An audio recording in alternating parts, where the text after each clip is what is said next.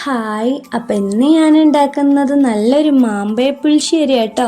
അപ്പോൾ ഇതാക്കണം നല്ല ടേസ്റ്റി ആയിട്ട് അടിപൊളിയായിട്ട് തന്നെ ഞാൻ ഇതാക്കണം തയ്യാറാക്കി എടുത്തിട്ടുണ്ട്. അപ്പോൾ ഇതെങ്ങനെ ഉണ്ടാക്കുകയെന്ന് നോക്കാം. അപ്പം ഇതാക്കണം നാട്ടുമാങ്ങ കേട്ടോ എടുത്തിട്ടുള്ളത്. മാങ്ങയുടെ തൊലി ഇതാക്കണം ഞാൻ കളഞ്ഞെടുത്തിട്ടുണ്ട്. പിന്നെ ഒരു ശർക്കരൻ്റെ പൊട്ട്, 3 പച്ചമുളക്, മഞ്ഞൾ, കാശ്മീരി മുളക് പൊടി, ആവശ്യത്തിനുള്ള ഉപ്പും കൂടെ ചേർത്ത് വെള്ളം കൂടെ ഒഴിച്ച് കൊടുത്ത് ഇതാക്കണം ഞാൻ അടുപ്പത്ത് വെച്ച് കൊടുത്തിട്ടുണ്ട് കേട്ടോ. ഇനി അതൊന്ന് അടച്ച് വെക്കുക. അപ്പത്തിന് അതിലോട്ട് തേങ്ങ അരച്ചെടുക്കാനും വേണ്ടി ഞാനിതാ തേങ്ങ എടുത്തിട്ടുണ്ട്. ചെറിയ ജീരകം ചെറിയ ഉള്ളിയും കൂടെ എടുത്തിട്ട് അരച്ചെടുത്തിട്ടുണ്ട് കേട്ടോ.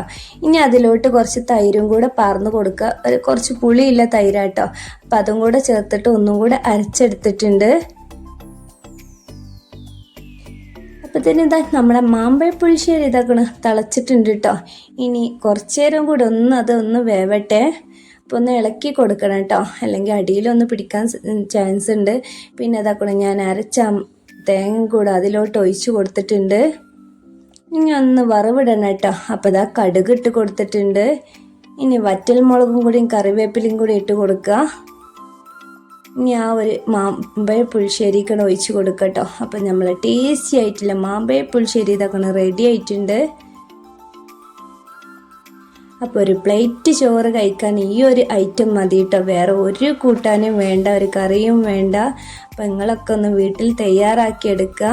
നിങ്ങളെ കമൻറ്റും ലൈക്കും ഷെയറും ഒക്കെ ഒന്ന് പോരട്ടെ.